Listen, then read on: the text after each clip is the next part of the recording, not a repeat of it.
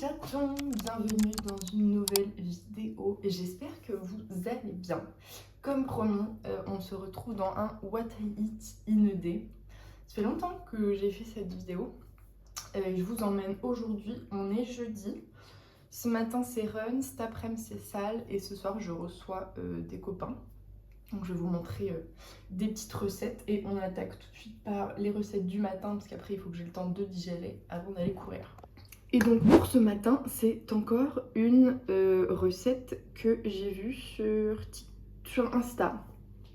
Ça m'avait donné envie. Alors elle les faisait en mode salé, moi je vais les faire en mode sucré. Voilà. Et à chaque fois que j'ai la recette, mais il manque un truc, je sais pas si ça a marché. Mais on va essayer. Du coup, il nous faut un œuf. Jusque là, tout va bien. On va venir battre avec notre fourchette. Après, 2 cuillères à soupe de fromage blanc. Ah, et je crois que c'est censé faire un peu 4 mini crêpes slash pancakes. 1 et 2. 1 cuillère à soupe de graines de chia. Oula, excusez-moi.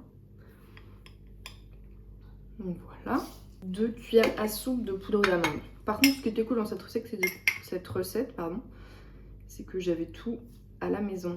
On finit par un peu de levure chimique et un peu de jus de citron. Et du coup, elle mettait genre aneth, saumon, et moi je vais faire plutôt une espèce de petite compotée de fruits rouges. Et je vais mélanger un petit peu de fromage blanc encore avec de la whey à la vanille. Donc là, on mélange notre mixture. Et je pense que je vais laisser reposer un peu, que les graines de chia elles aient le temps d'absorber un peu. Voilà, la consistance finalement, c'est pas mal. Super. On met de côté. Donc là, je me suis mis 150 g de fruits rouges avec un peu de jus de citron et je vais couvrir pour que ça puisse décongeler et compoter un peu. On est déjà pas mal au niveau de la compotée. Et là, je fais chauffer la poêle.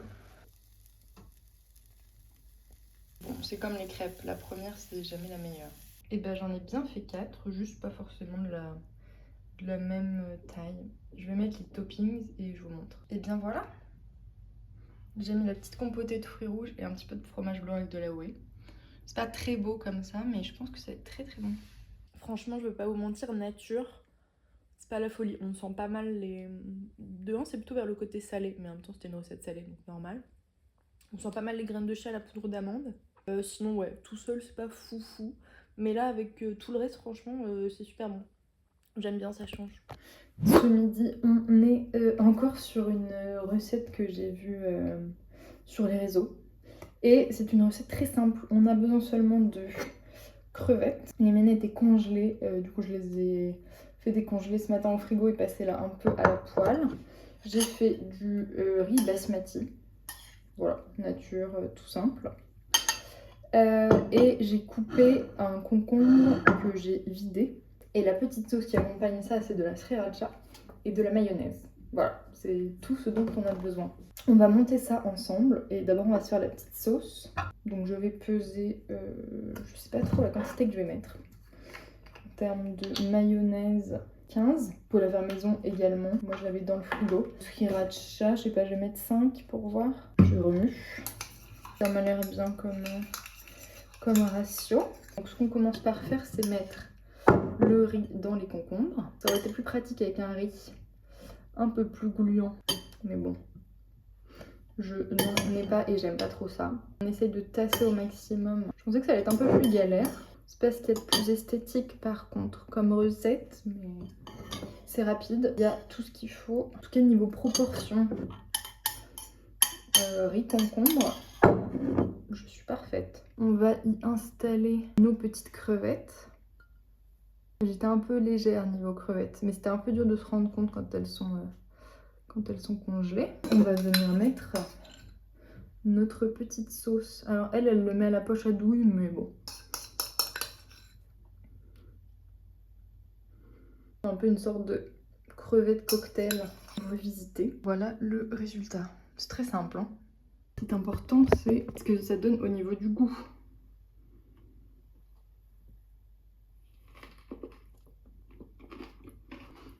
Franchement, la petite sauce elle est super bonne. En gros, c'est frais, je trouve ça très bien. Très simple, très rapide, très efficace. Voilà, c'est le goûter. C'est un gâteau à l'avoine, au butternut, au chocolat. Dedans, il y a aussi du fromage blanc et un œuf et de la levure que j'ai vu sur le compte de Zoé No Gluten. Mais j'en ai déjà parlé dans le vlog précédent, les jours du montage.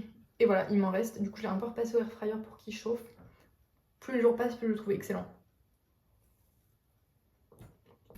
Du coup ce soir je reçois des copains et donc je fais des lasagnes bolognaises maison.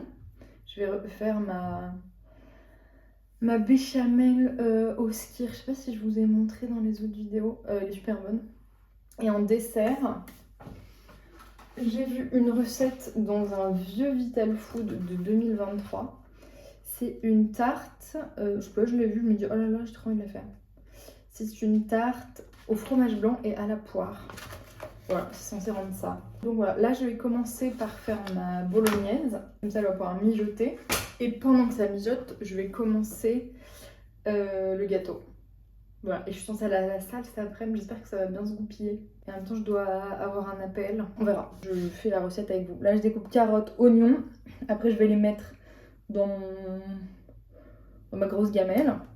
Après je mettrai de la viande hachée 5% et je vais mettre aussi de la chair à saucisse. Donc j'ai pris des saucisses de Toulouse. Je sais pas trop quoi prendre d'autre. Là j'ai fait du bouillon de poulet. Je vais mettre du vin rouge. J'ai aussi du concentré de tomate et de la passata. Et voilà, je vais mettre sel, poivre, des petites herbes et ça va mijoter un peu. J'ai acheté des pâtes à lasagne. Je ferai ma béchamel plutôt ce soir. Et voilà, c'est parti.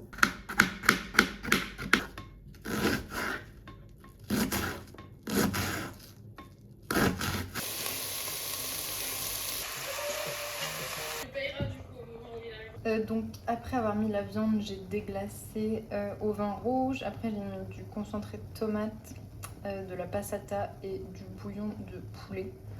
J'ai mis aussi de l'origan et du romarin. Et là je vais laisser mijoter un peu, enfin même beaucoup, jusqu'à ce que la consistance me plaise.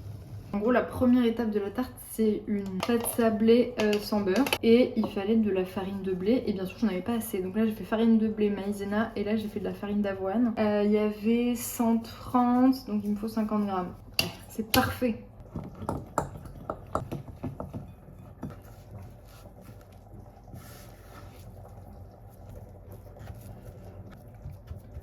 Je m'attaque aux poires. Donc j'ai enlevé les queues comme ils disent et il faut faire des tranches assez fines. Donc ce qu'on va essayer de faire. Au début c'est pas facile.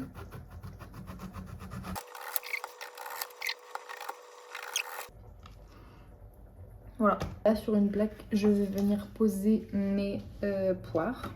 Et après j'ai fait un mélange de citron et de miel. Et on va venir les badigeonner. Voilà. Et là je vais venir toutes les badigeonner avec mon mélange miel citron. Après je vais attendre que la pâte est prise. Je sors la pâte, je la mets dans mon moule et j'enfourne la pâte d'un côté et les poires de l'autre. En gros les poires elles vont un peu cristalliser, confire. Et en gros c'est pour faire une couche au-dessus de la partie pâte sablée. Et il y a une partie aussi que je vais faire, c'est mélange fromage blanc, ricotta, etc. Voilà, je pense que ça va être pas mal. Le seul truc qui me fait peur c'est ma pâte parce que j'avais pas la bonne farine. J'ai peur qu'elle soit super cassante, mais on va voir. J'essaye de pas oublier de poire. Je vous ai évité le moment où j'ai étalé la pâte et je l'ai mise dans le moule parce que c'est pas évident. La texture est quand même très collante, mais ça je m'en étais un peu aperçue quand j'ai mis au frigo. Donc je suis quand même arrivée, il n'y a pas de trou. Et là j'essaye un peu de rabattre les bords parce que évidemment j'ai pas fait un rond parfait, vous vous doutez bien. Je vais retourner un peu au frigo avant d'aller au four. J'essaie de faire quelque chose de pas trop mal. Mais en tout cas si ça réussit, et ben c'est un très bon hack de pâte sablée. J'ai sorti ma pâte du four, j'ai sorti mes poires. Là j'ai fait bouillir du jus de citron et après j'ai mis mes feuilles de gélatine dedans. Il disait 3 mais moi j'ai toujours peur donc j'en mets 4. À côté j'ai mélangé, j'ai ouvert parce que j'ai déclenché l'alarme incendie avec les poires. Mais en fait mon four il est bizarre, il fait de la vapeur d'eau dès qu'il s'ouvre. Là j'ai mélangé ricotta, fromage blanc, sucre et j'ai rajouté de l'extrait de vanille. Et là je vais verser mon mélange gélatine dessus, je remue, je mets sur la pâte et ça va au frais. Ils disent 2 heures, ce qui est bien c'est que moi ça va être au frais à 16h15 et qu'on va pas le manger avant 22h30 je pense, donc normalement ça devrait tenir. Et on mettra les poires qu'au moment de servir. Voilà, elles sont parfaites. Elles sont comme sur la photo, regardez. Un peu caramélisées, super.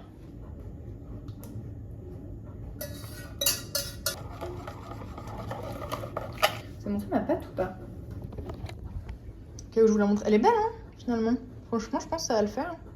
J'ai mis pas mal de maïzena sur le côté mais je suis contente. Voilà, et bien on finit par mettre notre appareil. Et heureusement, au début je devais prendre un moule plus grand. Enfin, heureusement que non, parce qu'après je pense que ça aurait fait un peu fin. Répartir un peu. Ça part au frais. Le résultat final, les matchatons, ça rend beaucoup mieux en vrai, bizarrement. Avec les petites poires caramélisées. Voilà. Il est l'heure de monter nos lasagnes, les matchatons. J'ai acheté des pâtes fraîches. De 1, je trouve ça meilleur, et de 2, il n'y a pas besoin de les pré-cuire, donc nickel. Mais je crois que d'habitude, quand je fais avec des durs, je les pré-cuis pas non plus. J'ai tous mes éléments qui sont prêts. Mon fromage aussi. On va assembler, je me souviens jamais de l'ordre. Je vais commencer par un peu, c'est lourd, de sauce tomate en dessous, je crois que c'est ça. Je vais faire un mélange sauce tomate béchamel. Oh, ça va biper, c'est chiant. Mettre là, hop. J'en ai pas mal de la béchamel, donc je peux y aller. Après, on va mettre nos pâtes. Ouais, c'est ça. On va dire que c'est ça. Alors...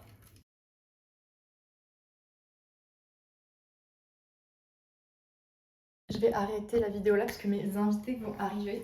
Merci beaucoup d'avoir suivi ce What I Eat in a Day. J'espère que ça vous a plu, que les recettes vous ont plu et que vous en referez. Si c'est le cas, dites-le moi en commentaire. En attendant, je vous fais des gros bisous et je vous retrouve la semaine prochaine dans un nouveau vlog.